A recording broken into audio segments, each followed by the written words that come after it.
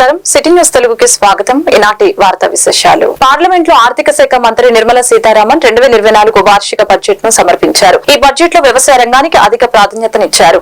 అలాగే ఏపీకి వరాల జల్లు కురిపించారు. ఏపీ రాజధాని అమరావతికి 15,000 కోట్లు కేటాయించినట్లు మంత్రి వెల్లడించడం జరిగింది. అమరావతి నిర్మాణానికి బహుళ సంస్థల ద్వారా నిధులు సమకూరుస్తున్నట్లు పేర్కొన్నారు. అమరావతి నిర్మాణానికి ప్రత్యేక ఆర్థిక సాయం ప్రకటించిన మంత్రి నిర్మలమ్మ సాధ్యమైనంత వరకు పోలవరం ప్రాజెక్టును పూర్తి చేసేలా చర్యలు తీసుకుంటామని తెలియజేశారు. అంతేకాకుండా రాయలసీమ, ఉత్తరాంధ్ర, ప్రకాశం అభివృద్ధికి నిధుల్ని కేటాయిస్తామని తెలిపారు. విశాఖ, చెన్నై, ఓర్వకల్లు, బెంగళూరు పారిశ్రామిక కారిడార్ ను నిధులు చేయిస్తున్నట్లు చెప్పారు. అలాగే ఏపీలో పరిశ్రమల ఏర్పాటుకు తోడ్పాటును అందిస్తామని అన్నారు. Andhra Pradesh reorganisation act. Our government has made concerted efforts to fulfill the commitments in Andhra Pradesh Reorganization Act.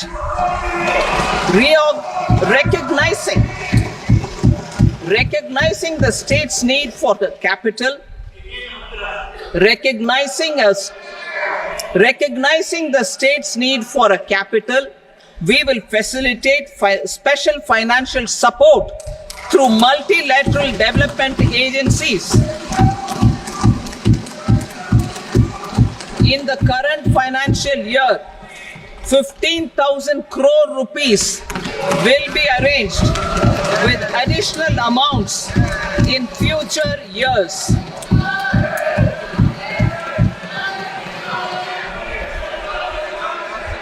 Our government is fully committed to financing and early completion of the Polavaram irrigation project, which is the lifeline for Andhra Pradesh and its farmers. This will facilitate our country's food security as well. Under the Act, Andhra Pradesh Reorganization Act, for promoting industrial development, funds will be provided for essential infrastructure such as water, power, railways and roads in Kopparthi node on the Visakhapatnam-Chennai industrial corridor and Varavakal node on the Hyderabad-Bengaluru industrial corridor. An additional allocation will be provided this year towards capital investment for economic growth. Grants for backward regions of Rayalaseema, Prakasham, North Coastal Andhra, as stated in the Act, will be provided. అసెంబ్లీలో చంద్రబాబు కీలక వ్యాఖ్యలు చేశారు. June 4న వచ్చిన ఫలితాలు కొత్త చరిత్ర సృష్టించాయని తెలిపారు. ఏపీలో ఎన్డీఏ కూటమికి 93% స్ట్రైక్ రేట్, 57% ఓట్లు వచ్చాయని తెలిపారు. గతంలో ఎన్టీఆర్ హయాంలో కూడా ఇలాంటి ఫలితాలు రాలేదని తెలియజేశారు.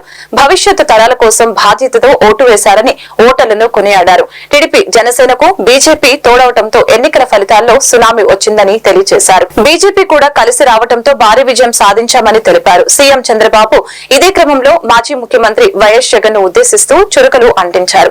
ప్రతిపక్ష నాయకుడికి సభకు వచ్చే ధైర్యం లేదని విమర్శించారు. గతంలో ఏమైనా మంచి పనులు చేసి ఉంటే చెప్పేందుకు ధైర్యం ఉంటుంది. అయితే గతంలో ఏమీ చేయలేదు కాబట్టి అసెంబ్లీకి రాకుండా ఢిల్లీలో రాజకీయం చేస్తున్నారు. ఈ సందర్భంగానే డిప్యూటీ సీఎం పవన్ కళ్యాణ్ కేంద్రం ప్రవేశపెట్టిన బడ్జెట్ పై ఆనందించారు. రాష్ట్రానికి అధిక నిధులు కేటాయించడంతో పాటు రాష్ట్ర రాజధాని నిర్మాణానికి కట్టుబడి ఉన్నందున అభినందించారు. ఇప్పుడే జూన్ 4వ తారీఖు వచ్చిన ఎన్నికల ఫలితాలు ఒక కొత్త చరిత్రను సృష్టించాయి. ప్రజా చైతన్యానికి నిదర్శనంగా నిలిచాయి. మీరు చూస్తే దేశ 93% స్ట్రైక్ రేట్, 57% ఈ కూటమికి ఓట్లు పడ్డాయి. ఇది నా రాజకీయ జీవితంలో ఏ పార్టీ కూడా, నందమూరి తారక రామారావు గారి పార్టీ పెట్టినప్పుడు కానీ 94లో కూడా రాలేదంటే అది ప్రజలు మన మీద పెట్టుకున్న నమ్మకం అనే విషయం. అధ్యక్ష, ఒక్కొక్క పార్లమెంట్ 70,000, 80,000, 90,000 మెజారిటీ వస్తాయి. అలాంటిది 95,000 మెజారిటీ ఒక అసెంబ్లీలో వచ్చిందంటే నేను మనస్ఫూర్తిగా అభినందిస్తున్న గాజువాకలో 95,000 మెజారిటీ. అంటే దీన్ని చూసినప్పుడు చాలా ఆనందం, ఆశ్చర్యం వేస్తుంది. దీని వెనకాల కూడా దిశ చాలా శ్రమ ఉంది. ఒక్క విషయం మనం గుర్తుపెట్టుకోవాల్సిన అవసరం ఉంది. మిత్రుడు పవన్ కళ్యాణ్ గారు ఇప్పుడే మాట్లాడారు. ఒక్కసారి రాష్ట్ర ప్రజానికి కానీ ఎలాంటి నమ్మకం కల్పించామంటే చాలా సఫర్ అయ్యాం. 2014లో కూడా కొత్త రాష్ట్రం, ఈ రాష్ట్రం అభివృద్ధి కావాలని ముందుకొచ్చి పోటీ చేయకుండా సపోర్ట్ చేసిన వ్యక్తి పవన్ కళ్యాణ్ గారు. సామాజిక బాధ్యతతో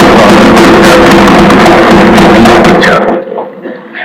తర్వాత దిశ మొన్న ఎలక్షన్లో ఆయన్ని మేము చూసినప్పుడు చాలా సమస్యలు వచ్చాయి.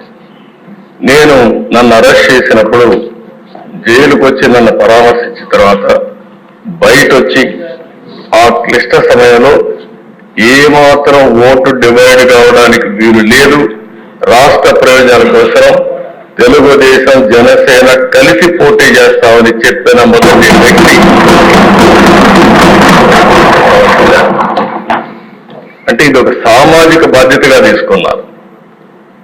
రాజకీయంలో అరుదైన సంఘటన.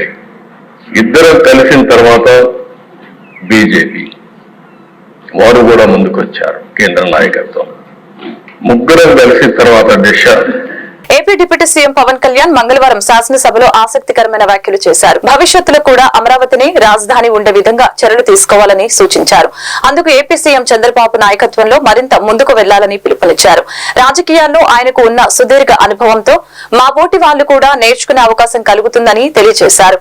ఆయన పాలన ఈ రాష్ట్రానికి ఎంతో ఉపయోగకరంగా ఉంటుందని పేర్కొన్నారు. ఎవరైనా తప్పులు చేస్తే అది కూటమి ప్రభుత్వానికి ఇబ్బంది అవుతుందని తెలిపారు. చివరికి జనసేన పార్టీకి చెందిన కార్యకర్తలైనా సరే తప్పు చేస్తే వారిని వదులుకోవడానికి కూడా తాను వెనకాడనని తెగేసి చెప్పారు.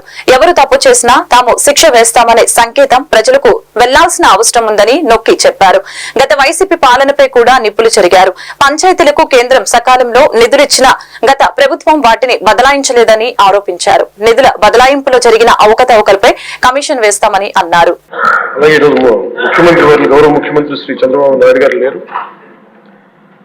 వారి గురించి కూడా చెప్పాల్సి ఈ సందర్భంలో, ఆంధ్రప్రదేశ్కి ఎవరన్నా రావాలి అనుకుంటే ముందస్తుగా చంద్రబాబు గారు పాలన స్టార్ట్ చేసినప్పుడు, ఆయన ముఖ్యమంత్రిగా ఉన్నప్పుడు ప్రతి ఒక్కరూ మేము వచ్చి ఆంధ్రప్రదేశ్కి వచ్చి పని చేయాలి, ప్రతి ఐఏఎస్ అధికారి, ప్రతి ఐపీఎస్ అధికారి తపన పడేవారని నాకు ఢిల్లీలో చాలా మంది ఐఏఎస్ అధికారులు చెప్పారు.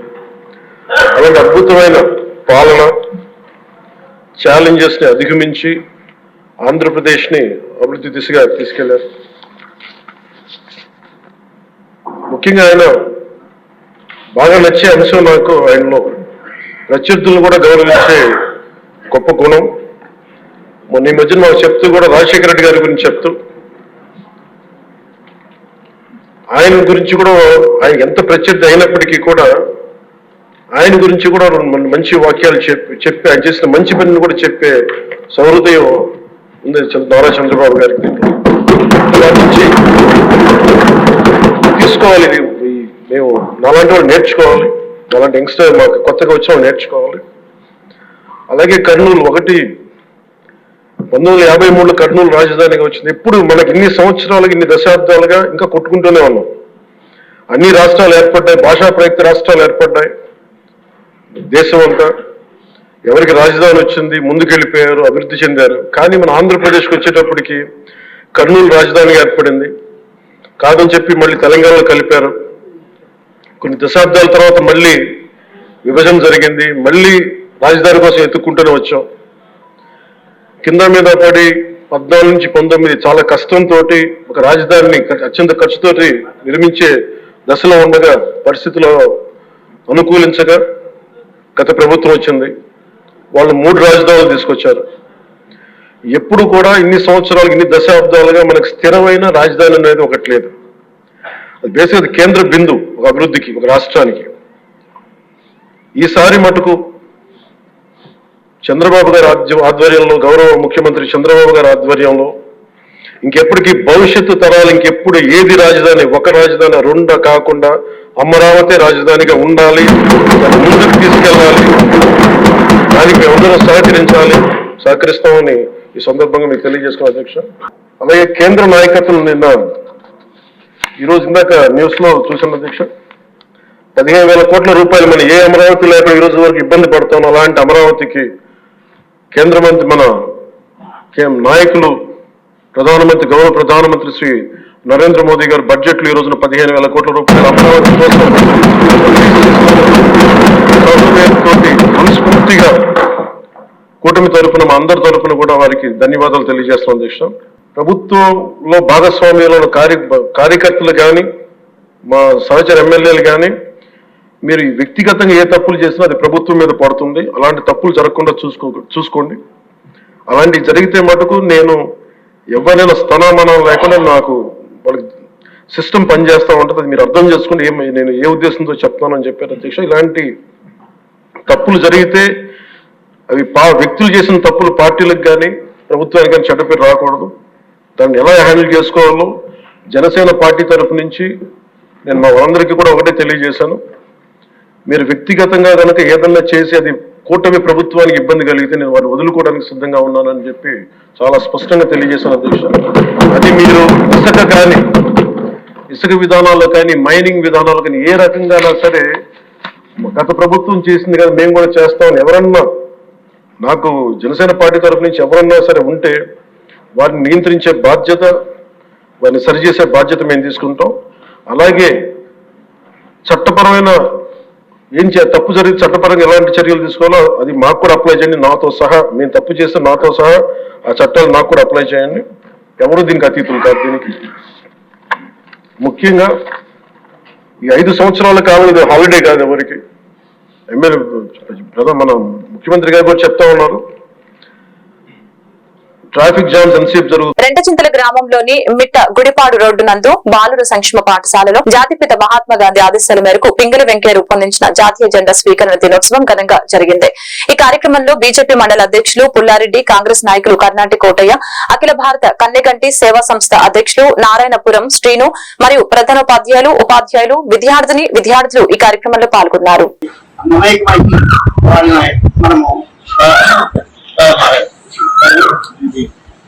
మోటివేషన్ తీసుకురావాలి. అలాగే మూడోది తల్లిదండ్రులతో కలిసి మొక్కలు నాటించడం అనేది కార్యక్రమం జరపాలి. అంటే మన విద్యాలయాల్లో కానివ్వండి, మన యొక్క వీధుల్లో కానివ్వండి, లేదా గ్రామాల్లో కానివ్వండి, మొక్కలు అనేవి కంపల్సరీ నాటాలి అనేది తర్వాత రోజు. Next 4th day cultural activities అనేవి కంపల్సరీ ఏంటంటే, అదే విధంగా ఈ ముఖ్యమైనటువంటి ఎరుపు కలర్ గాని, ఆకుపచ్చ కలర్ గాని, తెలుపు కలర్ గాని, బ్లూ కలర్ గాని, వీటన్నిటిని కూడా పరిగణలోకి తీసుకొని అన్ని దేశాల జెండాలను పరిశీలించి మరి దీని మీద ఒక పెద్ద ఎక్సర్సైజ్ కసరత్తు చేసేసి జెండాని రూపొందించడం జరిగింది. అయితే జెండా ఆయన ఎరుపు రంగు, అదే విధంగా మరి గ్రీన్, అది ఆకుపచ్చ రంగు, ఈ కలర్స్ తోని జెండా రూపొందించి దానికి చెరకాన అంటే నూలు ఉడికేటటువంటి యంత్రం, చెక్క యంత్రం, మరి ఆ యంత్రాన్ని మరి మహాత్మా గాంధీ గారికి సమర్పించి మరి నా నివేదిక నేను అందిస్తున్నాను, ఈ జెండాని ఈ విధంగా రూపొందించాను అంటే మళ్ళీ మహాత్మా గాంధీ గారు దానికి చెక్క స్థానంలో మనకి ఇప్పుడు అశోక చక్రాన్ని 22 ఆకులు దానికి సంబంధించి, అదే విధంగా తెల్ల కలర్ కూడా తీసుకోవాలి. అప్పుడు భారతదేశం లౌకిక రాజ్యం అవుతుంది. ఎరుపు రంగు, ఆ కాషాయ రంగు వచ్చేసి హిందువులకు సంబంధించి, ఎరుపు రంగు వచ్చేసి క్రైస్తవులకు సంబంధించి, మరి గ్రీన్ ఆ ఆకుపచ్చ రంగు వచ్చేసి ముస్లింకి సంబంధించి, ఈ దేశం అందరిది, ఈ జాతి మరి భారత జాతి అందరిది, ఇది సెక్యులర్ స్టేట్ అని చెప్పేసి మరి జెండాని ఈ విధంగా రూపొందించమని, దీనికి సైజు కూడా కేటాయించి 3 భాగాలుగా ఉండాలని చెప్పేసి, తెల్ల భాగంలో మరి మధ్యలో ఉన్నటువంటి తెల్ల భాగంలో మరి బ్లూ కలర్ లో, నీలి కలర్ లో దాన్ని అశోక్ చక్రాన్ని ఏర్పాటు చేయాలని చెప్పేసి సారనాథ్ నుంచి దాన్ని రూపొందించి మరి జాతీయ జెండాని ఆయన చాలా చక్కగా ఏ దేశంకి లేని విధంగా అందమైనటువంటి దేశంలో ఉన్నటువంటి ప్రజలందరినీ కలిసే విధంగా జాతీయ జెండాను ఏర్పాటు చేసి ఆ జాతీయ జెండాకి సంబంధించినటువంటి ఎజెండా కూడా రూపొందించి అది ఎప్పుడు ఎగరవేయాలి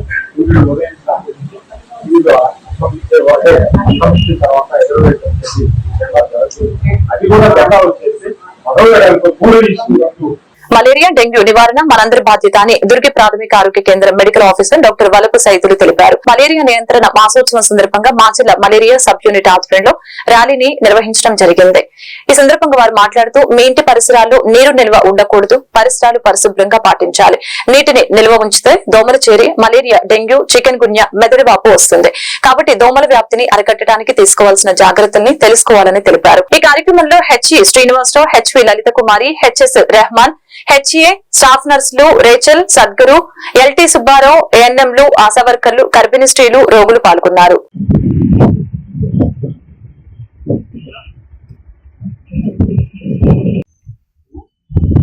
డాక్టర్ గారు మాట్లాడు.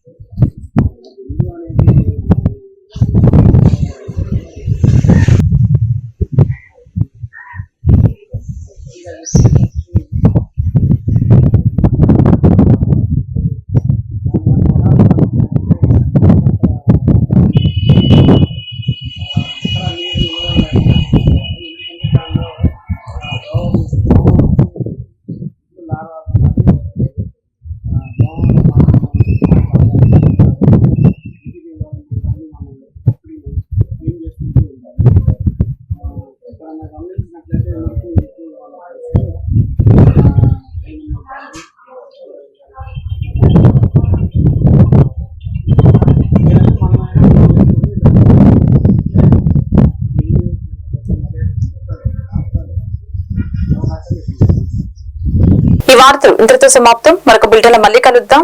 నమస్కారం.